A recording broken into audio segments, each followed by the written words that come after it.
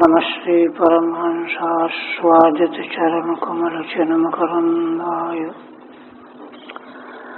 भक्तजनमानसनिवासाय श्रीरामचन्द्राय वागीशाय वदने लक्ष्मीर्यस्य च वक्षसि यस्यास्ते हृदये संवित्तं नृसिंहमहं भजे। विश्वसर्ग विसर्गादि नवलक्षणलक्षितम् श्रीकृष्णाख्यं परं धाम जगद्धाम नमामि तत्।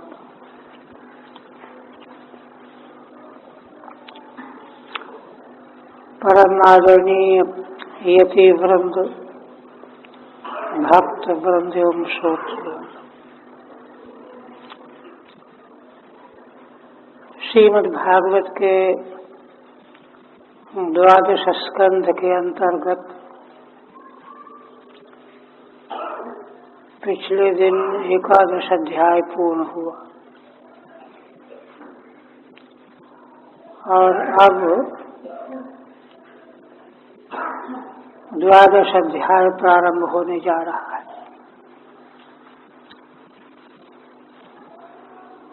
श्रीमद् भागवत के 12 स्कंधों के अंतर्गत 12वें स्कंध का यह 12वां ही अध्याय है। कैसा जोड़ मिला हुआ है। 12 स्कंध के शास्त्र में 12वें स्कंध का 12वां अध्याय और इसमें समग्र श्रीमद् भागवत शास्त्र का सारांश बताया गया है। श्रीधर स्वामी पहले महाराज अपने उपक्रम में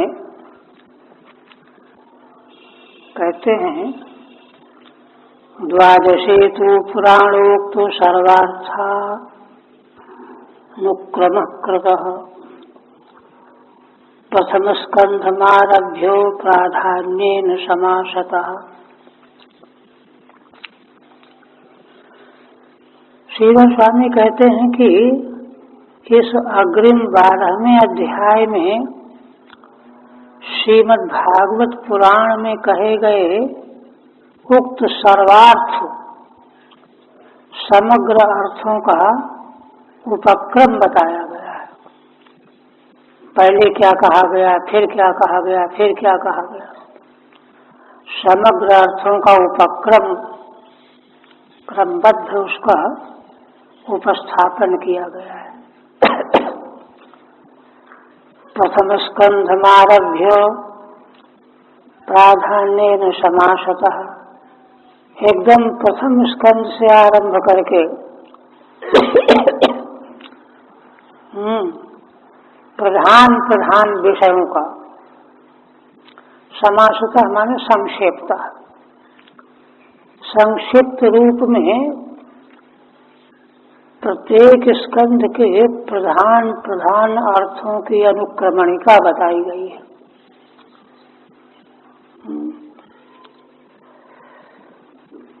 फिर कहते हैं कि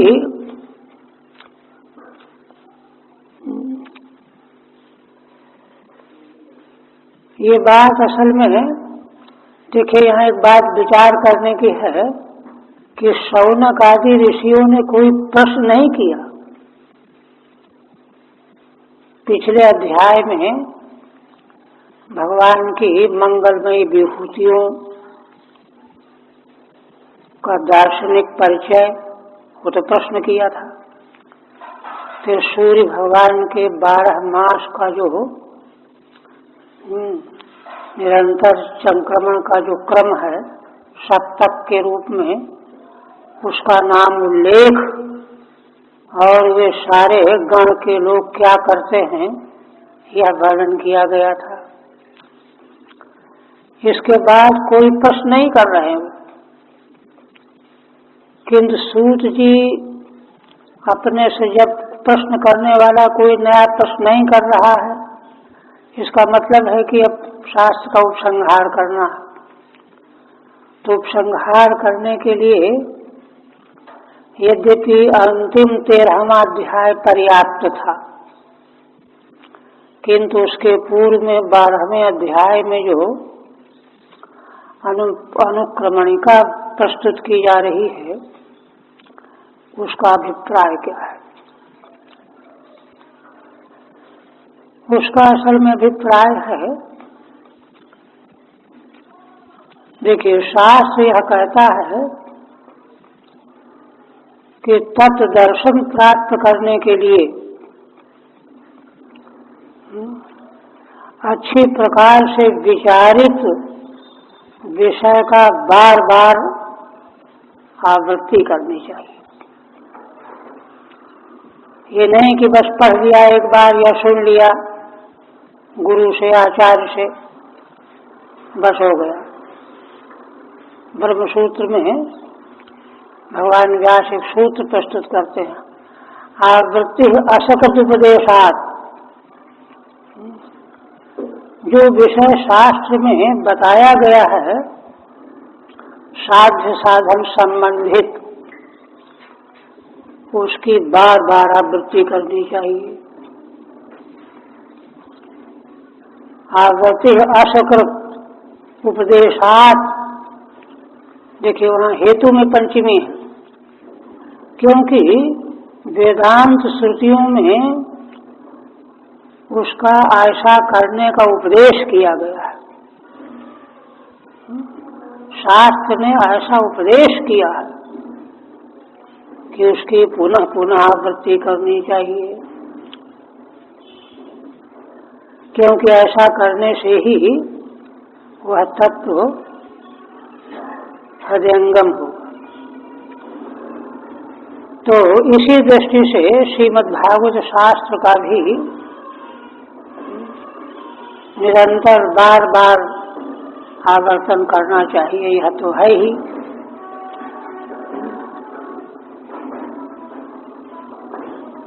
दूसरी बात यह है कि इसके विषय की दृष्टि से यहाँ जो अर्थ उपस्थित किया गया है तो उसके उपस्थिति उपस्थापन का एक विशेष प्रकार है। विशेष प्रकार क्या है, माने किस श्रोता के द्वारा कौन सा प्रश्न किया गया और उसका क्या उत्तर दिया गया। इस तरह से जब उस प्रश्नकर्ता के हृदय को जब हम ग्रहण करेंगे, माने वह प्रश्न प्रश्नकर्ता का प्रश्न अपना प्रश्न बन जाएगा। जब वह प्रश्नकर्ता का प्रश्न अपना प्रश्न बन जाएगा तो समाधान भी अपना हो जाएगा। इस दृष्टि से भी इसका पुनः पुनः परिशीलन करना चाहिए। तो यह होने पर भी अब सबसे पहले समग्र श्रीमद्भागवत में किस अर्थ का विश्लेषण किया गया है पहले वह बताएंगे, फिर क्रमिक स्कंध के क्रम से उन विषयों का अनुक्रम वर्णन करेंगे। किंतु सूत जी पहले क्या करते हैं, देखिए। सूत उवाच, नमो धर्माय महते नमः कृष्णाय वेधसे ब्राह्मणेभ्यो नमस्कृत्यो धर्मान् वक्षे सनातनान्। देखिए सूत जी महाराज शौनक आदि ऋषियों ने प्रथम अध्याय स्कंद के प्रथम अध्याय में जहाँ समागम हो रहा है वहाँ शौनक आदि ऋषियों ने क्या कहा है,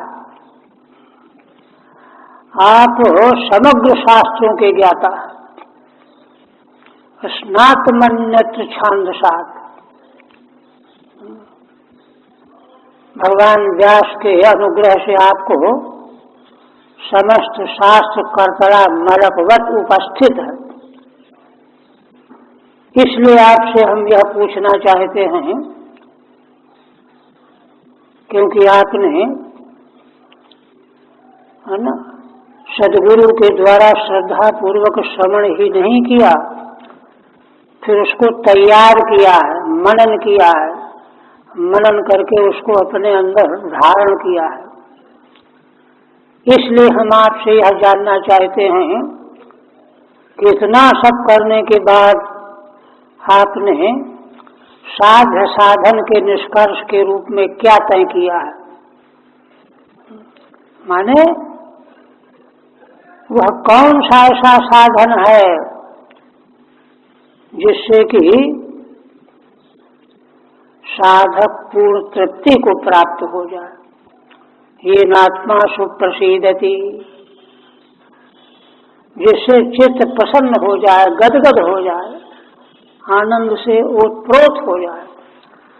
ऐसा आपने कौन सा साधन निश्चित किया है? इतना सब अध्ययन, मनन, चिंतन, निधिध्यासन करने के अनंतर माने ऋषियों की ऐसी महिमामयी बुद्धि है सूर्य जी के प्रति। तब सूर्य जी ने वहां उत्तर दिया, सवै पुंसाम परो धर्म यतो भक्तिरधोक्षजे अहेतुकी अप्रतिहता ये आत्मा संप्रसीदति। उनके समग्र प्रश्न का जो रहस्य है उसका एक श्लोक में उत्तर दे दिया। वही निश्चयार्थक निपात है। हे ऋषियों, मनुष्य मात्र का वही सबसे निश्चित धर्म है, परम धर्म है, जिस धर्माचरण के द्वारा अथोक्षज भगवान में परम प्रीति प्राप्त हो। यतो भक्ति रथोक्षजे, वह प्रीति कैसी हो, है ना? प्रीति में सौदेबाजी नहीं होती। हेतु की अप्रतिहता, हेतु फलानुसंधानम न विद्यते यस्याम सा अहेतु की, जिसका कोई लक्ष्य नहीं है, उद्देश्य नहीं कि भगवान का भजन करेंगे, चिंतन करेंगे तो भगवान ये कर देंगे, वो कर देंगे, ऐसा हो जाएगा, वैसा हो जाएगा, कुछ नहीं। केवल भगवान का स्मरण इसलिए करना है कि और कुछ भी नहीं करना है और कुछ भी नहीं चाहना है। और अप्रतिहता, ठीक है लग गए, लेकिन प्रमाद और लापरवाही गई नहीं। थोड़ी सी कोई बाधा आई, बंद कर दिया भजन करना, चिंतन करना। इसलिए दूसरा विशेषण अप्रतिहता, जो किसी भी परिस्थिति में प्रतिहत नहीं हो, यह भगवान की पराप्रीति, परम प्रीति, प्रेम, भक्ति हो। और इसी के द्वारा यह आत्मा संप्रसीदति, है ना? चित्त आत्मा पूरी तरह से संप्रसन्न हो जाता है, तृप्त हो जाता है, कृतकृत्य हो जाता है। कृतकृत्यता तो वांछित है, कृतकृत्य हो जाता है। तो कृतकृत्यता का मार्ग यह बताया वहां। इसके बाद फिर आगे विषय बढ़ता गया। ऐसे सूत जी महाराज ने अपने से देखिए, यहाँ शौनक आदि ऋषि कोई प्रश्न नहीं कर रहे हैं, किंतु इतने विज्ञ महान पुरुष सूत जी महाराज, इसलिए जो कुछ सुनाया है अब तक उन्होंने उसका अनुक्रम करके उस सारे विषय को ताजा बना रहे हैं। क्योंकि है ना, यह जितना भी श्रवण किया गया है इसको कभी विस्मृति के गर्त में नहीं जाने देना चाहिए, निरंतर। किंतु वह सब चूंकि श्रीमद् भागवत के प्रतिपाद्य तत्व भगवान है, तो भगवान के संबंध में चर्चा करने के पहले पहले मंगलाचरण करते हैं। मंगलाचरण में भी देखिए, नमो धर्माय महते, महते विशेषण है, महते धर्माय। वैदिक परंपरा का एक सामान्य धर्म है, मनुष्य मात्र के लिए अनिवार्य है। वर्णाश्रम धर्म है, तत्त वर्ण और तत्त आश्रम वाले के लिए अनिवार्य है। किंतु इन दोनों प्रकार के धर्मों का अंतिम लक्ष्य क्या है? भगवान में प्रेम प्राप्त करना। और भगवान में जब प्रेम प्राप्त हो जाता है तो उसका आचरण जो है दूसरे तरह का हो जाता है, बदल जाता है। तो वह भगवत प्रेम की अवस्था वाला जो धर्म है उसको परम धर्म कहा गया। महत् माने परम, सबसे बड़ा है ना, महत् धर्म परम धर्म। तो नमो धर्माय महते, महान धर्म जो भगवत धर्म है, माने भगवत प्रेम का जो फल रूप धर्म है, उसको मैं नमस्कार करता हूँ। नमः कृष्णाय वेदसे, और उस परम धर्म के परम आश्रय भगवान श्री कृष्ण को नमस्कार करता हूँ। जो वेदा माने सब कुछ प्रकट करने वाले। ब्राह्मणेभ्यो नमस्कृत्यो धर्मान बक्षे सनातनान। तीसरे नंबर पर कहते हैं ब्राह्मणों को नमस्कार करके, क्योंकि देखिए ब्राह्मण जो वेदों को धारण करते, पीछे बात आ चुकी है, वेदों को धारण करते हैं। मार्कंड जी के प्रसंग में आत्मसंयम, तपस्या, त्याग, एतत् पूर्वक भगवान शिव ने कहा है कि मेरा स्वरूप जो वेद है उसको आप लोग आत्मसंयम, तपस्या और त्याग के द्वारा धारण करते हैं। क्योंकि ये तीन चीजें न हो तो वेद का धारण करना संभव नहीं है। तो ऐसे ब्राह्मण जो अनादिकाल से वैदिक परंपरा को संरक्षित किए चले आ रहे हैं, उनको भी नमस्कार। क्योंकि अगर ये परंपरा न रहेगी तो भगवान को कैसे कोई जान पाएगा? कौन बताएगा? तो वेद बताएंगे, शास्त्र बताएंगे। और वेद शास्त्र क्या बताते हैं? ब्राह्मण बताएंगे जो वेदों को धारण करने वाले हैं। इसलिए उनको भी नमस्कार करके ब्राह्मणों भी नमस्कृत्यो धर्मान बक्षे सनातनान। सनातन धर्मों का मैं वर्णन करूंगा। सनातन का अर्थ होता है शाश्वत। देखिए यहाँ अभिप्राय यह है कि भगवान के जो लीला चरित्र हैं ये ऐसे नहीं है कि जैसे संसार की घटनाएं घटती हैं और खत्म होती हैं। भगवान के सारे लीला चरित्र नित्य हैं। ये अपूर्ण रूप से बात, इसको हृदयंगम करना चाहिए। यही कारण है कि भगवान ने पूर्व समय में अवतार लेकर के जो जो लीला चरित्र किए, आज भी कोई अगर श्रद्धालु साधक भक्त हो तो भगवान की उन लीलाओं का आज भी साक्षात्कार कर सकता है। हूबहू ज्यों का त्यों भगवान के मंगल में विग्रह का, उनकी उसी प्रकार की लीलाओं का ज्यों का त्यों। क्यों? क्योंकि भगवान के लीला चरित्र जो हैं कर्मों का फल नहीं है, वे तो दिव्य हैं। जन्म कर्म च में दिव्यम यो वेत्ति तत्वतः, श्रीमद् भगवद गीता पार कहते।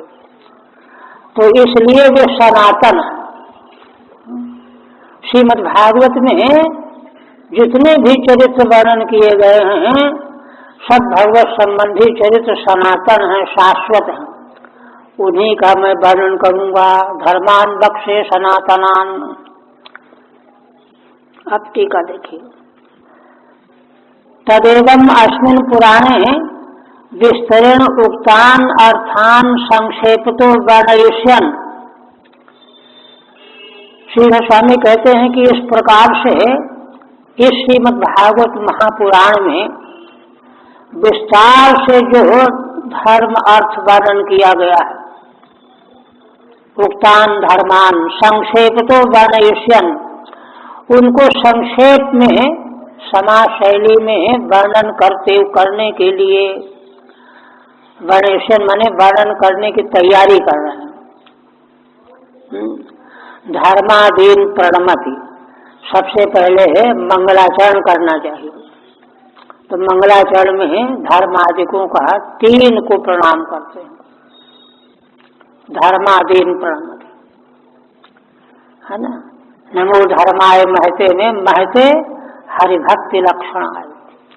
महद्धर्म वह है जिसके द्वारा भगवान में प्रीति लक्षित हो रही हो, भगवत प्रेम प्रकट हो रहा हो, जिसके क्रियाकलापों को देख करके ये मालूम पड़ जा रहा हो।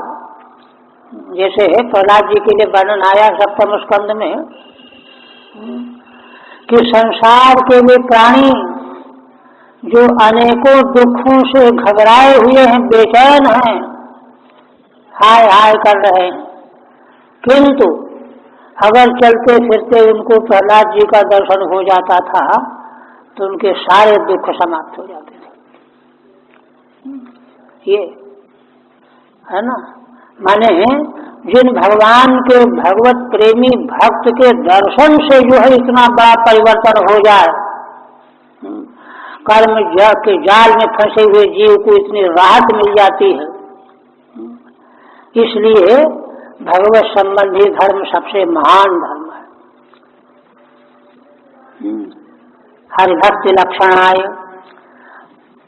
ब्राह्मणेभ्यो ब्राह्मणान, ब्राह्मणों को, सनातनान, सनातनान माने शाश्वतान, अनादीन, अनादि हैं, कोई नए नहीं है। धर्मान नित्युपलक्षणम, सनातन, सनातनान, शाश्वतान, धर्मान बख्शे उपलक्षण है पुराणोक्तार्थानाम। उस पुराण में जो अर्थ कहे गए हैं उनको उपलक्षित कराया जा रहा है। श्रीमद् भागवत पुराण में जो जो अर्थ कहे गए हैं सब धर्म रूप ही है। फिर कहते हैं एतद् वह कथितं विप्रा विष्णुश्चरितमद्भुतम् भगवद्भिर्यदहं पृष्टो नराणां पुरुषोचितम्। पहले कहते हैं कि देखो ब्राह्मणों, शौनक आदि ऋषियों के लिए संबोधन है, आप लोगों ने मिल करके आपस में परामर्श करके जो प्रश्न मुझसे किया था उसके उत्तर में मैंने आप लोगों के समक्ष भगवान श्री विष्णु के अद्भुत चरित्र का वर्णन किया, कथन किया, क्योंकि आपका प्रश्न जो था उस प्रश्न का उत्तर यही है। भगवद्भिर्यदहं पृष्टो नराणां पुरुषोचितम्। आप लोगों के द्वारा जो मुझसे यह प्रश्न किया गया था कि मनुष्य को करना क्या चाहिए, बचना किससे चाहिए, जैसे महाराज परीक्षित का भी प्रश्न था, म्रियमाण मनुष्य को क्या करना चाहिए, क्या नहीं करना चाहिए। तो मनुष्य मात्र के लिए है ना पुरुषत्व प्राप्त करके उसके लिए उचित जो कृत्य है, कार्य है, वह यही है कि श्री भगवान के अद्भुत चरित्र का श्रवण करना ही मनुष्य मात्र का परम पुरुषार्थ है। वही हमने आप लोगों के समक्ष कथन किया। ठीक है, पुरुषत्वे उचितम श्रवणादि योग्यम। पुरुष हो करके मानव योनि में जन्म लेकर के उचित क्या है, भगवान की महिमा, भगवान के गुणों का श्रवण करना, है ना। मनुष्य हो करके अगर इसकी प्रधानता नहीं दे रहा है तो उसका जीवन जो है ना अधोगामी होगा और ऐसे व्यक्ति के द्वारा समाज को बड़ी हानि पहुंचेगी। रामचरितमानस गोस्वामी जी क्या कहते हैं, पुत्रवती युवती जग सोई रघुवर भगत जास सुत होई। माता सुमित्रा लक्ष्मण जी को कहती है, भगवान के साथ 14 साल के लिए बन जाने के प्रसंग आज्ञा मांगने गए थे। कि आज्ञा तो मैं भगवान के साथ जाऊंगा। तो गदगद हो गई, कहने लगी कि अरे यही तो मैं तुमको कहने वाली थी, तुमने ठीक निश्चय किया है। वही स्त्री जो है संसार में पुत्रवती वास्तविक में है, जिसका पुत्र भगवान का भक्त हो। नतर बाज भरी बाज बियानी, राम विमुख सुतते बड़ी हानि, आदि आदि। तो इसलिए मनुष्य जीवन प्राप्त करके यदि भगवान के अद्भुत मंगलमय चरित्रों को सुनने में उसने अपने को न लगाया तो वह पुरुषार्थ से वंचित रह गया।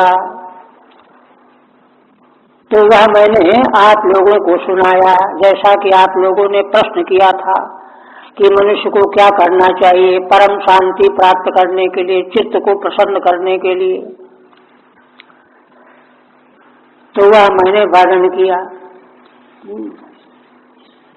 ठीक हो गई। एक प्रपंचयति। अब आगे कहते हैं कि सूत जी महाराज ने श्रीमद् भागवत पुराण में जैसा ये कह रहे हैं ऋषियों के समक्ष कि जैसा आप लोगों ने प्रश्न किया था वह मैंने कथन किया। और मनुष्य मात्र के लिए भगवान के चरित्र ही श्रवणीय है ना। तो क्या है उसको आगे कहते हैं देखो, अत्र संकेततः साक्षात् सर्वपापहरो हरि नारायणो ऋषिकेशो भगवान सात्वताम पति। ये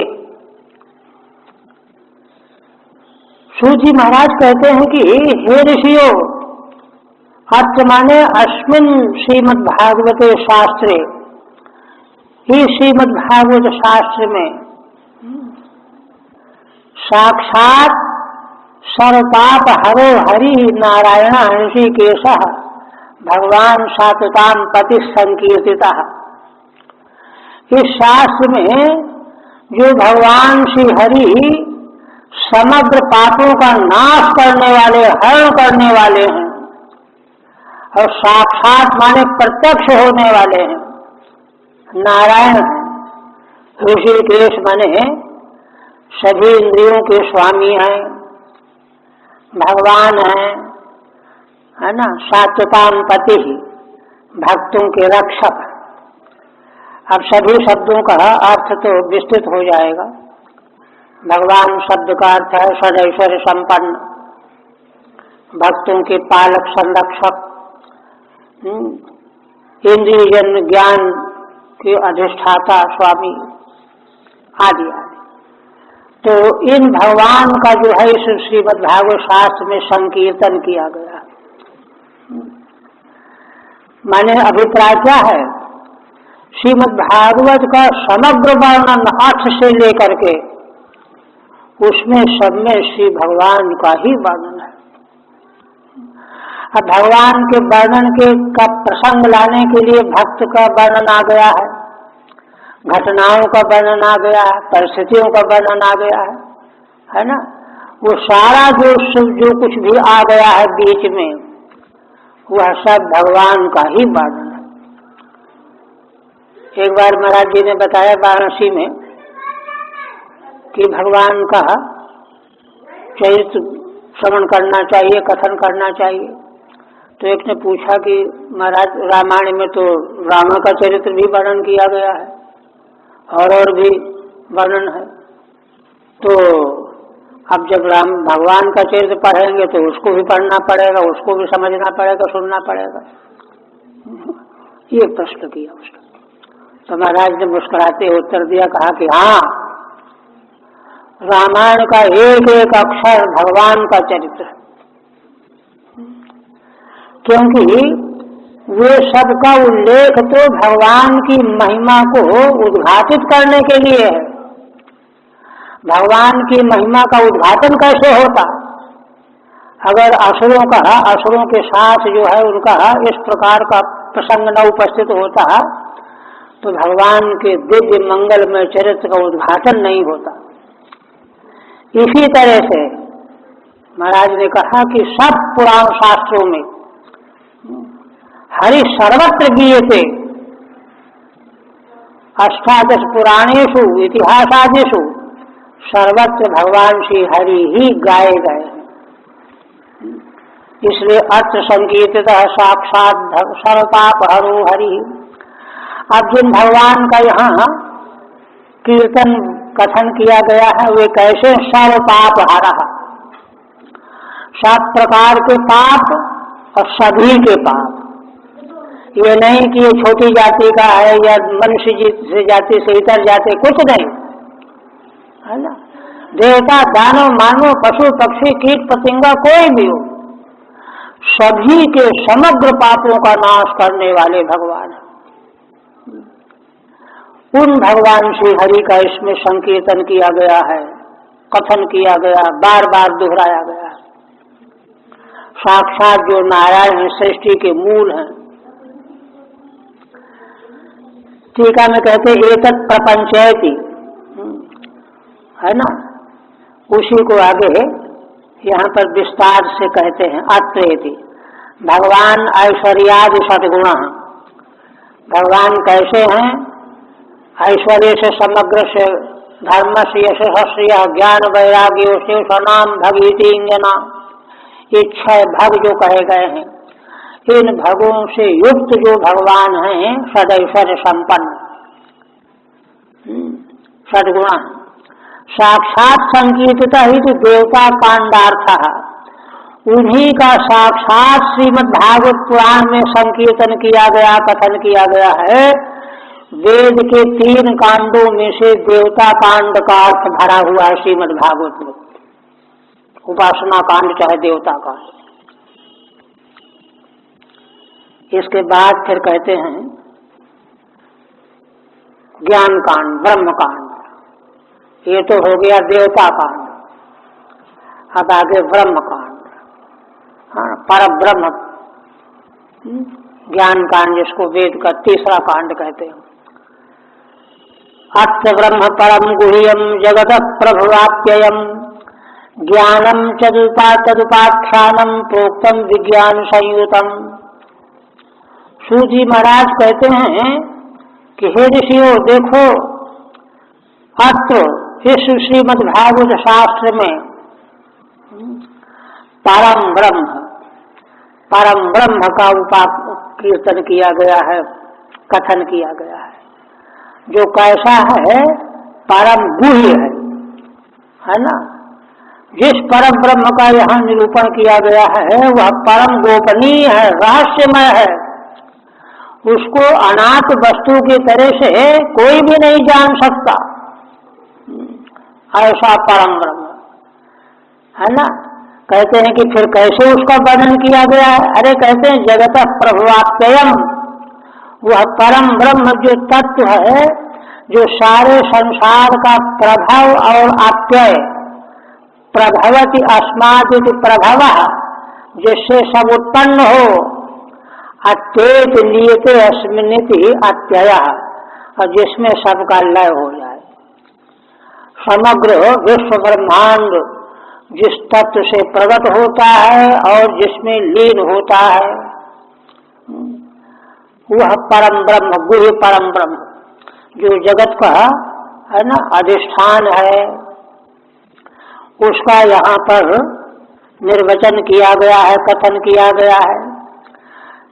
कहते अच्छा, किंतु देखो एक बात और कहते हैं, ज्ञानम चतुरुपाख्यानम, ऐसे परम गुह्य गोपनीय जो समस्त जगत प्रपंच है ना, जगत का उत्पत्ति और लयाधिष्ठान है, जिसको आश्रय के रूप में दशम पदार्थ जो श्रीमद् भागवत का है आश्रय, एकद रूप है वह, तो उसका जब इसमें वर्णन किया गया है तो उसका वर्णन करने से समझ में कैसे आएगा? तो कहते हैं ज्ञानम चो, उसका ज्ञान कैसे हो यह भी वर्णन किया गया है। ऐसा जो परम ब्रह्म गुह्य परम तत्व है, आश्रय तत्व है, उसका ज्ञान कैसे प्राप्त हो, वो हमारी समझ में कैसे आवे, यह भी यहाँ वर्णन किया गया है। ज्ञानम तदुपाख्यानम, है ना। तदुपाख्यानम का अर्थ है माने तत्संबंधी, उपाख्यान माने विवेचन विश्लेषण। समीपेन आख्यायते इति उपाख्यानम, माने ऐसा नजदीक से उसका कथन किया जाए कि बस सुनने वाले के पकड़ में आ जाए। साक्षात तो कथन हो नहीं सकता, ये तो वाचो निवर्तन से प्राप्त मनसा है। इसलिए उपाख्यानों के द्वारा, सांकेतिक रहस्य प्रसंगों के द्वारा उसको प्रस्तुत किया गया है। और कैसा है, है ना, प्रोक्तम विज्ञान संयुतम। विज्ञान संयुतम का मतलब यह है कि देखिए, ज्ञान जो है बुद्धि के स्तर तक तो हो जाता है, किंतु जब तक वह ज्ञान बुद्धि के स्तर के आगे आत्मसात नहीं होता, तब तक वह ज्ञान शक्ति प्रदान नहीं करता। तो सूर्य जी महाराज कहते हैं कि जो उस परम ब्रह्म का जो परोक्ष ज्ञान विज्ञान है, उसको नाना उपाख्यानों के द्वारा विज्ञान माने अनुभव स्वरूप प्रस्तुत किया गया है। विज्ञान संयुतम माने अनुभव से संयुक्त, उसको मनोयोग से सुनते सुनते सुनते उसका अनुभव प्राप्त हो जाता है, ये मतलब है। ठीक है। ब्रह्म कांडार्थमाह, वेद का जो अंतिम कांड ज्ञान कांड ब्रह्म कांड है, उसका अर्थ अत्र ब्रह्म हेतु। गुह्यम निर्गुणम, गुह्य क्यों है, कहते हैं कि इसलिए कि निर्गुण है, क्योंकि हम लोगों के पास सारी इंद्रियां वे सब प्राकृत है, गुण है, और यह तत्व तो निर्गुण है। तो निर्गुण होने से गुणयुक्त साधनों के द्वारा उसका ग्रहण हो ही नहीं सकता, इसलिए गुह्य है, निर्गुणम। प्रभवाप्ययम, सारे जगत का उत्पत्ति का अधिष्ठान है और लय का अधिष्ठान है। प्रभवत्यस्मादित प्रभवम, जिससे जगत प्रगट होता है वह प्रभाव है जगत का। और अप्येति अस्मिन् नित्यप्ययम, और जिसमें लीन हो जाता है फिर जगत, तो अप्यय भी है वही, है ना, प्रभव भी है अप्यय भी है। ताच्च ताच्च माने दोनों कर्मधारय समास है ना। अनेन आश्रय शब्दार्थो दर्शिता, इस कथन के द्वारा सूर्य जी महाराज, है ना, आश्रय शब्द का जो अर्थ है, जिसका श्रीमद् भागवत के दूसरे स्कंद के 10वें अध्याय में और 12वें स्कंद में भी जिसका वर्णन किया गया है, आश्रय शब्दार्थ। विज्ञान संयुतम अपरोक्ष ज्ञान पर्यंतम, वह कैसे कि उसके अपरोक्ष ज्ञान कराने तक का वर्णन किया गया है। अपरोक्ष ज्ञान पर्यंतम ज्ञानम, इतना ज्ञान। तदुपाख्यानम, है ना, तद ज्ञानम उपाख्यायते प्रकाशते येन, माने अपरोक्ष से आश्रय तत्व का ज्ञान जहाँ पर कहा गया है, कथन किया गया, प्रकाशते येन तज ज्ञानम, ज्ञान साधनम इत्यर्थ, वह ज्ञान रूप साधन, ऐसा ज्ञान रूप साधन कि जिससे उसका प्रत्यक्ष अनुभव हो जाता है। दो चीजें हो गई। इसी तरह से तीसरी वस्तु क्या है, भक्ति योग समाख्यातो वैराग्यम च तदाश्रयम पारीक्षितम उपाख्यानम नारदाख्यानमेव च। सूर्य जी महाराज कहते हैं, इसकी टीका हुई ना, हो गई। अच्छा, आप कहते हैं कर्म कांड का अर्थ भक्ति योग समाख्यातो वैराग्यम च तदाश्रयम। इस श्रीमद् भागवत शास्त्र में भक्ति योग, भगवान के प्रति प्रीति योग, उसका कथन किया गया है। और वैराग्यम च तदाश्रयम, है ना, उसके आश्रित से होने वाला वैराग्य। यहाँ दो चीजें हैं। एक तो यह है कि संसार से वैराग्य हो तो भगवान में प्रेम हो, भक्ति हो, और दूसरा ये भी भगवान में प्रेम हो तो संसार से वैराग्य हो, है ना, दोनों तरह से, है ना। वैराग्य मूलक भक्ति योग और भक्ति योग मूलक वैराग्य। यह जो है एक प्रकार से, है ना, कर्मकांड का अर्थ है ना। साधन कांड कहिए, साधन क्या है तो ये है। अब इसको और सुस्पष्ट करने के लिए पारीक्षितम उपाख्यानम नारदाख्यानम एवं च, महाराज परीक्षित से संबंधित उपाख्यान, कैसे कैसे उनका जन्म हुआ और कैसी उनमें धर्मनिष्ठा थी, कैसे उनसे एक अपराध हो गया, भूल हो गई, है ना, ब्राह्मण ऋषि के द्वारा शाप हो गया, और तब जो है परम अनुग्रह पूर्वक भगवान सुखदेव जी ने दर्शन दे करके उनको भागवत सुनाया। इस भागवत का, है ना, प्राकट्य का मूलभूत जो आख्यान है नारदाख्यान में, वो जो श्री नारद जी का भगवान व्यास से जो संवाद हुआ है प्रथम स्कंद में ही, वह पारीक्षित उपाख्यान के भी पूर्व में है। श्री नारद जी ने भगवान व्यास को चतुश्लोकी भागवत का उपदेश करके और उनसे कहा कि आप इसी के आधार पर श्रीमद् भागवत की रचना कीजिए, इससे सारे जीव, संसार के जीवों का कल्याण होगा। तो यह उनकी आज्ञा पा करके भगवान व्यास ने श्रीमद् भागवत रचा। उसी भागवत में महाराज परीक्षित सर्वोत्कृष्ट श्रोता के रूप में प्रस्तुत किए गए, उनका उपाख्यान आया। इस उपाख्यान में देखिए क्या क्या बात आई, कितना बड़ा वैराग्य, साथ छोड़ करके अनशन करके बैठे, जिनके बारे में वर्णन आया है कि जब उनको पता चला कि ऋषि पुत्र ने शाप दिया है तो गदगद हो गए। तो पहले से ही सोच रहे थे कि हमारा सब नष्ट हो जाए तो अच्छा है, जिससे कि हम दोबारा इस प्रकार का अपराध न कर सकें। प्रसन्न हो गए। हाँ, उन्होंने सभी ऋषियों की भरी सभा में यही कहा कि जो काम मुझको पहले ही करना चाहिए था सब छोड़ करके भगवान का आश्रय लेना। हाँ, किंतु भगवान ने जब देखा कि यह ताल मटोल कर रहा है, प्रमाद कर रहा है, तो उन्होंने मेरे ऊपर अनुग्रह करके ऋषि कुमार से शाप दिला दिया कि अब यह ताल मटोल नहीं करेगा, अब इसको सब कुछ त्याग करके मेरे भजन में लगना पड़ेगा। कितना उच्च कोटि का वैराग्य!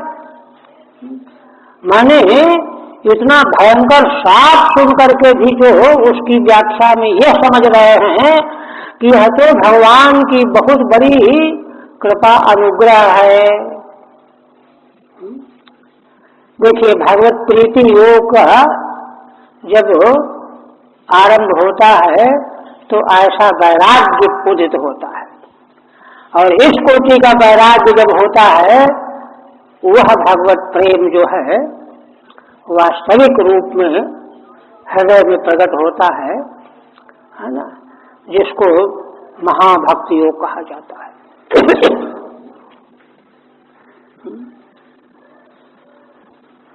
पांचवा है ना, ठीक है। कर्मकांडार्थमा भक्ति योगश्च साध्य साधन रूपा। भक्ति योग के बारे में श्रीधर स्वामी कहते हैं कि देखो, यह मनुष्य जीवन के लिए साध्य भी है और साधन भी है ना।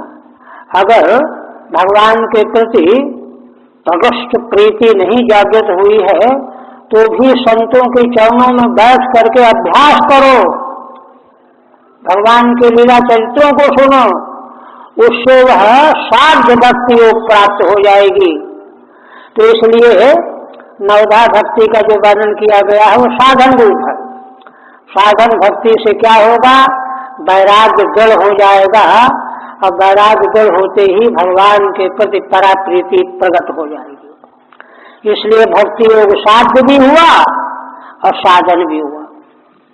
साध्य साधन रूपा तदाश्रय भक्ति योगे निष्पादितम, उसी भक्ति योग के द्वारा निष्पादित होने वाला वैराग्य, क्योंकि वैराग्य जब तक पूरी तरह से प्रकाशित नहीं हो जाएगा तब तक प्रीति में कटाव बना रहेगा, न्यूनता बनी रहेगी, साम्योपांग भगवत प्रेम प्रकाशित नहीं होगा। निष्पादितम एवं सामान्यतो निरूप्य, इस प्रकार से सामान्यतया यह कथन श्रीमद् भागवत का निरूपण करके अब 12 स्कंध प्रकरणार्थान अनुक्रामति, अब 12 स्कंदों के जो प्रकरणों में अर्थ कहा गया है उसका अनुक्रम बताने जा रहे हैं। पारीक्षितम उपाख्यानमिति, परीक्षित जन्मादि, महाराज परीक्षित का जन्म कैसे हुआ और फिर क्या क्या हुआ सब। तत्प्रस्तावाय नारदाख्यानम च, परीक्षित जी के उपाख्यान की प्रस्तावना के लिए उसके भी पूर्व में श्री नारद जी का भगवान व्यास से संवाद है, यह सब कथन किया गया है। प्रथम स्कंद का अर्थ है ये। फिर कहते हैं प्रायोपवेशो राजर्षे विप्रशापात् परीक्षितः शुकस्य ब्रह्मर्षभस्य संवादस्य परीक्षितः। कहते हैं कि महाराज परीक्षित के उपाख्यान में अंत में आया कि वे अनशन करके बैठ गए गंगा तट पर। राजर्षे प्रायोपवेश, अनशनम, अनशन व्रत, क्यों? विप्रशापात् परीक्षित, ब्राह्मण ऋषि कुमार का शाप हो गया था, उससे उन्होंने अनशन करके गंगा के तट पर आसन लगा लिया। शुकस्य ब्रह्मर्षभस्य, ब्रह्मर्षियों में श्रेष्ठ, ऋषभ माने श्रेष्ठ, भगवान सुखदेव जी के साथ उनका संवाद हुआ है ना। परीक्षित संवादस्य है ना, ब्रह्मर्षियों में श्रेष्ठ भगवान सुखदेव जी का के साथ में परीक्षित का संवाद, यह वर्णन प्रथम स्कंध में आया है। ठीक है, हम कहते ब्रह्मर्षभस्य ब्राह्मणोत्तमस्य, उत्तम ब्राह्मण सुखदेव भगवान, ये प्रथम स्कंधार्थ है। प्रथम स्कंध का अर्थ कितना है। अब इसके बाद दूसरा स्कंध आया, तो दूसरे स्कंध में क्या है, महाराज के द्वारा जो प्रश्न किए गए थे दो, उन दोनों का उत्तर भगवान सुखदेव जी दूसरे स्कंध में प्रारंभ करते हैं। तो वहाँ क्या वर्णन करते हैं, बताते हैं। योग धारण उत्क्रांति संवादो नारदा जयो अवतारानुगीतम चो शरद प्राधानिकोग्रतः। भगवान सुखदेव जी के द्वारा महाराज के प्रश्न का उत्तर देकर के वहाँ यह कहा उन्होंने कि सर्वात्मा भगवान श्री हरि का श्रवण कीर्तन स्मरण चिंतन करना चाहिए और संसार की ओर से मुख मोड़ लेना चाहिए। और कहा कि देखो राजन, जब किसी को मालूम पड़ जाए कि हमारा शरीर नष्ट होने वाला है तो उसको तीर्थ में जा करके वहाँ यम नियम आसन प्राणायाम प्रत्याहार, ये 5 बहिरंग साधन, और इसके बाद फिर धारणा ध्यान समाधि अंतरंग साधन में लगना चाहिए। योग धारणा के द्वारा, योग धारणा का उपदेश किया गया है।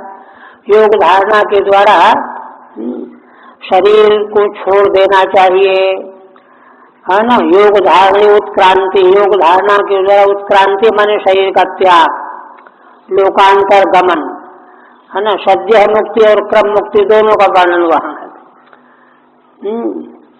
और वह सब वर्णन सुनने के बाद महाराज जब बड़े आह्लादित हुए भगवान में मन को पूरी तरह से लगा दिया। तब भगवान की लीला के संबंध में जब प्रश्न किया तो भगवान सुखदेव जी ने ब्रह्मा और नारद जी का संवाद सुनाया उसी दूसरे स्कंद में। उस संवाद में ब्रह्मा जी ने नारद जी को, है ना, भगवान कैसे संसार की रचना करते हैं सब रहस्य बताया। अवतारानुगीतम चो सर्व प्राधानिकोग्रतः, भगवान कौन कौन से अवतार लेकर के क्या क्या चरित्र करते ये भी ब्रह्मा जी ने वर्णन किया। और प्राधानिक, सबसे पहले प्राधानिक माने प्रकृति से उत्पन्न होने वाला सर्ग, माने अव्यक्त से महत्तत्व, अहम तत्व, 3 प्रकार का अहंकार, उसे इंद्रियां, पंचतन मात्राएं, पंचमहाभूत, देवता, ये प्राधानिक सर्ग है जिसको मूलभूत सर्ग है। टीका में कहते हैं उत्क्रांति है अर्चिरादि गति है, अर्चिरादि मार्ग से मोक्ष प्राप्त करना, दक्षिणायन से जाने के बाद पुनः संसार में लौटना पड़ता है। और प्राधानिका माने प्रधान कार्य विराट रूप है सर्ग, प्रधान जो मूल प्रकृति है उसका कार्य रूप जो विराट ब्रह्मांड है इसका वर्णन किया ब्रह्मा जी ने नारद जी को। अग्रतः माने आदितो महदादि क्रमेण, माने प्रकृति से महत्तत्व, महत्तत्व से अहम तत्व, अहम तत्व के 3 भेद, उससे क्या क्या ये सब वर्णन किया। ये द्वितीय अर्थ है, द्वितीय स्कंद का इतना अर्थ है। फिर कहते हैं तीसरा स्कंद आया, विद्रोद्धव संवाद क्षत्र मैत्रेयोस्ततः पुराण संहिता प्रश्नो महापुरुष संस्थिति। तीसरे स्कंद में विदुर जी और उद्धव का संवाद पहले आया 4 अध्याय तक। इसके बाद विदुर जी उद्धव जी से विदा होकर के हरिद्वार चले गए, मैत्रेय जी से उनका सत्संग हुआ। वहाँ पर विदुर जी के द्वारा पुराण संहिता के विषय में प्रश्न किया गया। पुराण संहिता प्रश्न महापुरुष संस्थिति। उस प्रश्न के को उत्तर देते हुए मैत्रेय जी ने बताया कि महापुरुष माने श्री भगवान संसार का प्रलय हो जाने के बाद कैसे योग निद्रा में शयन करने लगते हैं, यह सब वर्णन किया मैत्रेय जी ने। महापुरुषस्य संस्थिति माने प्रलय तूष्णीम अवस्थानम, प्रलय अवस्था में भगवान अपने स्वरूप में अवस्थित हो जाते हैं, यह वर्णन किया मैत्रेय जी ने। ततः प्राकृतिका सर्व सप्त वैकृतिकाश्चये ततो ब्रह्मांड संभूतिर वैराज पुरुषो यथा। इसके बाद मैत्रेय जी ने प्राकृतिक सर्ग की उत्पत्ति का वर्णन किया, वही महादाजी से लेकर के, और 7 वैकृतिक, वैकृतिक माने विकार भूत, है ना, मात तत्व से, आन तत्व से, है ना, इंद्रिय सर्ग, देवता सर्ग, है ना, तन्मात्र सर्ग, ये 7 प्रकार के वैकृतिक माने विकार भूत सर्ग कहे गए हैं। तीसरे स्कंद का विषय। इसके बाद इन सब तत्वों ने भगवान के अनुग्रह से शक्ति प्राप्त करके ब्रह्मांड को बनाया। ततो ब्रह्मांड संभूति ही, ब्रह्मांड प्रकट हो गया। वैराज पुरुषो यतः, उसी ब्रह्मांड के भीतर विराट पुरुष भगवान नारायण परमात्मा प्रवेश कर गए। टीका में कहते हैं प्राकृतिक माने प्रकृति भाव गुणक्षोभ रूप, प्रकृति के 3 गुणों में क्षुब्ध हो जाने पर प्रकृति से जो सृष्टि होती है उसको प्राकृतिक सर्ग कहते हैं। वैकृतिका माने महादादेश चकाराद विकाराश्च, महादादी और चकार से विकार तन्मात्रा रूप, ये तेषाम सर्ग, उनका सर्ग, उन्हीं से ब्रह्मांड बना। इसके बाद फिर मैत्रेय जी ने वर्णन किया काल से स्थूल सूक्ष्म से गति पद्म समुद्भव भुवम उद्धरणे भूधेर हिरण्याक्ष बधो यथा। मैत्रेय जी ने विदुर जी को बताया कि काल की सूक्ष्म गति क्या है, प्रमाण क्या है, और सबसे बड़ा काल का स्वरूप क्या है, और भगवान के नाभि कमल से भगवान ब्रह्मा की उत्पत्ति हुई। उस समय सृष्टि का प्रसंग आने पर पृथ्वी का उद्धार करने के लिए भगवान 12 रूप में प्रकट हुए। भुवम ऊर्ध्वने भूधेर हिरण्याक्ष बधो यथा। तो उस पृथ्वी का है ना पाताल से ऊपर लाने के प्रसंग में भगवान 12 के रूप में हिरण्याक्ष का वध करते हैं, यह सब वर्णन किया। गति मन स्वरूपम उद्धरणे मन उद्धारणे, पृथ्वी का उद्धार करने के प्रसंग में 12 भगवान ने हिरण्याक्ष का उद्धार किया। ऊर्ध्व अवाक सर्गो रुद्र सर्गस्तथैव च अर्धनारी नरस्याथो यत स्वयंभू मनु। फिर मैत्रेय जी ने वर्णन किया ऊर्ध्व सर्ग, तिर्यक सर्ग, अवाक सर्ग, ऊपर के लोग, अगल बगल के लोग, नीचे के लोग, स्वर्ग माने सृष्टियां, रुद्र स्वर्ग, रुद्र भगवान के स्वर्ग, तथा वो जो अर्धनारी नरस्याथ यत स्वयंभू मनु। इसके बाद ब्रह्मा जी ने संकल्प किया तो अपने को 2 रूपों में प्रकट कर लिया, है ना, स्त्री पुरुष के रूप में, नर नारी के रूप में। पुरुष रूप जो था वे मनु हुए, स्वयंभू मनु, और नारी रूप में शतरूपा नाम की महारानी हुई, है ना। अर्धाभ्याम नारी च नरस्य तस्य सर्व, आधे आधे ब्रह्मा जी के अंग से नर और नारी 2 रूप प्रकट हुए, तो वह रूप प्रकट हुआ मनु शतरूपा के रूप में। शतरूपा च या स्त्रीणाम आद्या प्रगतुरुत्तमा संतानु धनुपत्नी नाम कर्दमस्य प्रजापते है। कहते हैं कि उनमें अर्ध नर नारी में शतरूपा नाम की जो है ना नारी रूप था, स्त्री नाम आद्या, समग्र स्त्रियों की आदि परम उत्तमा प्रकृति रूपा है, मूल। संतानु धनुपत्नी नाम कर्दमस्य प्रजापते। यह सब वर्णन करने के बाद मैत्रेय जी ने धर्म की पत्नियों की संतानों का वर्णन किया। धर्म की पत्नी से कर्दमस्य प्रजापते, और फिर कर्दम महर्षि की जो प्रजापति हैं उनका वर्णन किया। संतानो धर्मपत्नी नामिति नव ब्रह्म समुत्पत्ति इत्यस्यानंतरम द्रष्टव्यम।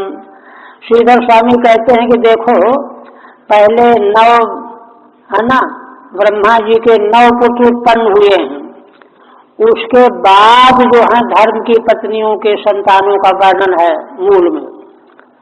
इसलिए कहते हैं कि इसको संभाल करके ऐसा लगा लेना चाहिए, इत्यस्य अनंतरम द्रष्टव्यम।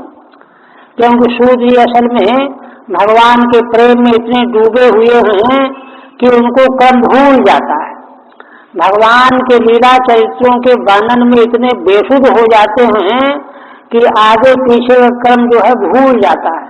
इसलिए उसको जो सावधान होकर के विवेचन कर रहे हैं उसको संभाल के बता रहे हैं। इसके बाद कहते हैं अवतारो भगवतः कपिलस्य महात्मनः देवहूत्यास संवाद कपिले रुजधीमता। भगवान कपिल जी का महान पुरुष देवहूति देवी के द्वारा अवतार वर्णन किया गया है, और उन भगवान कपिल का देवहूति माता के साथ संवाद, धीमता कपिलेन देवहूत्यास संवादा, महान बुद्धिमान भगवान कपिल के साथ देवहूति माँ का संवाद हुआ है, चर्चा हुई है। टीका नहीं है। नव ब्रह्म समुत्पत्तिर दक्ष यज्ञ विनाशनम ध्रुवस्य चरितम पश्चात प्रथो प्राचीन बर्हिषः। इसके बाद ब्रह्मा जी के 9 पुत्रों की उत्पत्ति। इसके बाद दक्ष के यज्ञ का 4th स्कंध में दक्ष के यज्ञ का विध्वंस किया भगवान ने रुद्र के गढ़ों में। और कहते हैं ध्रुवस चरितम पश्चात प्रथो प्राचीन वर्षा, है ना। दक्ष यज्ञ विध्वंस के अनंतर उसकी संभाल के बाद ध्रुव जी का पावन चरित्र, उसके पश्चात महाराज पृथु का प्राचीन बरही, महाराज प्राचीन बरही का वर्णन किया गया है। टीका में कहते हैं 13 तक तृतीयार्थ, तृतीय स्कंध का अर्थ यही तक है। अब 4th स्कंधार्थ माह, 4th स्कंध का अर्थ कहते हैं 9 ब्रह्माम मरीचियादि नाम, ब्रह्मा के मरीचि आदि 9 पुत्र हुए, उनकी उत्पत्ति, है ना, और उनकी संतान। फिर अब 5th स्कंध का व्याख्यान करते हैं। क्या नारद से संवाद ततः पर्यव्रतम द्विजा नाभेस्तोनुचरितम ऋषभस्य भरतस्य च। श्री नारद जी का संवाद, है ना, पर्यव्रतम द्विजा, प्रियव्रत के साथ नारद जी का संवाद 5th स्कंध में। उन्हीं के वंश में महाराज नाभि, उनका चरित्र, उन्हीं के वंश में ऋषभदेव जी का चरित्र, भरत जी का चरित्र, ये सब प्रसंग आया है। 5th स्कंधार्थ माह ततः प्रियव्रतम प्रियव्रत चरितम, प्रियव्रत का चरित्र, नारद जी का संवाद, नाभि, ऋषभदेव भगवान का चरित्र और भरत जी का चरित्र। द्वीप वर्ष सहस्र समुद्राणाम ये नद्युप वर्णनम ज्योतिष चक्र संस्थानम पाताल नरक स्थिति। फिर कहते हैं कि, है ना, 7 द्वीप, 9 वर्ष और सभी समुद्र, पर्वत, नदी, इनका वर्णन किया गया है 5th स्कंध में। ज्योतिष चक्र आकाश मंडल में, उसका अवस्थान, पाताल नरक स्थिति, पातालों की स्थिति और नरकों की स्थिति का वर्णन किया गया है। ठीक है। द्वीपाद्य वर्णनम प्रथमम संक्षेपतः, द्वीपादिकों का वर्णन पहले संक्षेप से, फिर ततो द्वीपादि नाम ये गिरयः नद्यश्च, फिर उन 7 द्वीपों में जो पर्वत हैं, जो नदियां हैं, तेषाम वर्णनम, उनका भी वर्णन किया गया है। कौन द्वीप में कौन कौन पर्वत, कौन कौन मुख्य मुख्य नदियां हैं। पाताला नाम नरकाणाम च संसति, पाताल और नरकों की स्थिति का वर्णन है। अनेनैव नरक निवर्तकम अजामिलोपाख्यानम गृहीतम ततः प्राचीनम। कहते हैं इसी कथन के द्वारा नरक को निवृत्त कराने वाला जो अजामिल का उपाख्यान है, जो 6th स्कंध में आया है ना, तो उसको भी इसी प्रसंग नरक के वर्णन की स्थिति के साथ समझ लेना चाहिए। फिर कहते हैं दक्ष जन प्रचेतोभ्यस्तत्पुत्रीणाम च संतति यतो देवासुर नराश्चर्यं नर खगादय। इसके अनंतर प्रजापति दक्ष का प्रचेताओं के द्वारा पुनर्जन्म हुआ दोबारा, और उनकी 7 पुत्रियों का प्राकट्य हुआ, और उनकी संतानों का वर्णन किया गया। दक्ष की पुत्रियों के संतानों के वर्णन में ही यतो देवासुर नराश्चर्यं नर खगादय, उन्हीं दक्ष पुत्रियों के द्वारा देवता, आसुर, नर, तिर्यक, है ना, और वृक्ष, पक्षी, है ना, ये सब उन्हीं से उत्पन्न हुए हैं। ये कह रहे षष्ठार्थ माह दक्ष जन्मे थे, ये 6ठे स्कंध का अर्थ है। त्वाष्टस्य जन्म निधनम पुत्रेवश्च द्वितीय द्विजा दैत्येश्वर से चरितम प्रहलाद महात्मनः।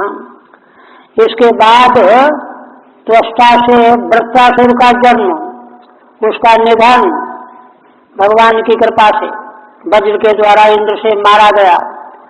पुत्र औषधि द्विजाः, और द्वितीय देवी के दो पुत्र हिरण्याक्ष कश्यप, उनका वर्णन। दैत्येश्वर से चरितम प्रहलादस्य महात्मनः, फिर सप्तम स्कंद में दैत्येश्वर प्रहलाद जी का मंगलमय चरित्र वर्णन किया गया है। सप्तमार्थमा पुत्र योष्येति, सप्तम स्कंद का यह अर्थ है। मन्वंतरानुकथनम गजेन्द्रस्य विमोक्षणम, मन्वंतरावताराश्च विष्णुर्हयशिरादयः। इसके बाद अष्टम स्कंद में मनवंतरों का कथन है। गजेंद्र मोक्ष, मन्वंतरावताराश्च, 14 मनवंतरों में भगवान के कौन कौन अवतार हुए हैं। विष्णुर्हयशिरादयः, भगवान विष्णु के हयग्रीव आदि अवतारों का वर्णन किया गया है। ठीक, अष्टमार्थमा मनवंतरानुकथनमिति, मनवंतरों का कथन किया गया है। क्वचित कस्यचिद अनुक्तिर व्युत्क्रमोक्तिश्च भक्त रसाकुलत्वे नित्य द्रष्टव्यम। श्रीधर स्वामी कहते हैं कि देखो, सूत जी ने कहीं किसी को कहने में भूल कर बैठे हैं, नहीं कहा, और कहीं आगे पीछे कर दिया है, व्युत्क्रम कर दिया है। ऐसा क्यों है? कहते हैं भक्त रसाकुलत्वेन, भगवान के प्रति उनका हृदय, सूत जी का हृदय भक्ति रस से इतना ओतप्रोत है कि उसमें उनको आगे पीछे का क्रम विस्मृत हो जाता है। ऐसा समझना चाहिए, नुक्ताचीनी नहीं करनी चाहिए, करे इन्होंने ऐसा कैसे कह दिया, वैसा कैसे कह दिया। फिर कहते हैं कौर्मं धामंतरम मात्स्यम वामनम च जगत्पते, क्षीरोदमथनम तद्वत् अमृतार्थे दिवौकशान। भगवान का पूर्णावतार, धर्मंतरी के रूप में अवतार, मत्स्यावतार, वामन के रूप में अवतार, क्षीरोदमथनम तद्वत्, और क्षीर समुद्र का मंथन, अमृतार्थे दिवौकशान, देवताओं के कल्याण के लिए भगवान का मंथन कराना। ठीक है, नहीं है। देवासो महायुद्धम राजवंशानुकीर्तनम, इक्ष्वाकु जन्म सन तद्वंशः सुद्युम्नस्य महात्मनः। इसके बाद देवताओं असुरों का महान युद्ध हुआ। इसके बाद 9वें स्कंद में राजाओं के, सूर्यवंश चंद्रवंश के राजाओं का वर्णन किया गया। इक्ष्वाकु का जन्म, उनके वंश का वर्णन, उसी वंश में सुद्युम्न राजकुमार का वर्णन, महात्मना, ये सब वर्णन आया। नवमार्थमा, 9वें स्कंद का अर्थ है। इरोपाख्यान मत्रोक्तम तारोपाख्यान में वचो सूर्यवंशानुकथनम ससादाद्या मृगादयः। इसी में इला का उपाख्यान, तारा का उपाख्यान और सूर्यवंश का कथन, ससादी जिसमें से लेकर के मृग पर्यंत महान महान राजा हुए। ठीक है, नहीं है। सौकन्यम चाथ सरियाते है, ककुत्स्थस्य च धीमतः, खट्वांगस्य च मान धातु सौभरे सगरस्य च, है ना। सुकन्या का वर्णन है उनके मंगलमय चरित्र का, शरियाती का, और ककुत्स्थ वंश का, बड़े बुद्धिमान ककुत्स्थ, उन्हीं के वंश में खट्वांग, मानधाता, सौभरी महर्षि, महाराज सगर के वंश का वर्णन है। इसी तरह से रामस्य कोशलेन्द्रस्य चरितम किल्बिषापहम, निमेरंग परित्यागो जनकानां च संभवः। कौशलेन्द्र भगवान श्री राम के मंगलमय चरित्र का वर्णन है, जो समस्त पापों का नाश करने वाला है। हाँ, महाराज निमि का अंग त्याग करना, जनका नाम जो संभव, उन्हीं के शरीर से मंथन के द्वारा मिथिला वंश जनकों की उत्पत्ति हुई। रामस्य भार्गवेन्द्र से निक्षत्र कर्णम हुआ, ऐलस्य सोम वंश से आते नहुषस्य च, और भृगु वंश में भगवान परशुराम का प्रकट होना, जिन्होंने पृथ्वी को क्षत्रियों से हीन बनाया। इला के पुत्र आयल का वर्णन, सोम वंश का वर्णन, सोम वंश के वर्णन में ययाति और नहुष का वर्णन आया। सोम आदिभूत शैलस्य चरितम, सोम वंश का आदिभूत आयल चरित्र का पहले वर्णन किया। दौष्यन्तेन भरतस्यापि सन्तलोस्तत्सुतस्य च ययातिर्ज्येष्ठ पुत्रस्य यदुर्वंशो कीर्तितः। दुष्यंत के पुत्र भरत और शंतनु के पुत्र भीष्म पितामह, इनका वर्णन आया। ययाति के ज्येष्ठ पुत्र यदु का वर्णन, यदु के वंश का वर्णन अंकेतन किया गया। अब इसी वंश में भगवान श्री कृष्ण का अवतार हुआ है, वह वर्णन अब कल इसको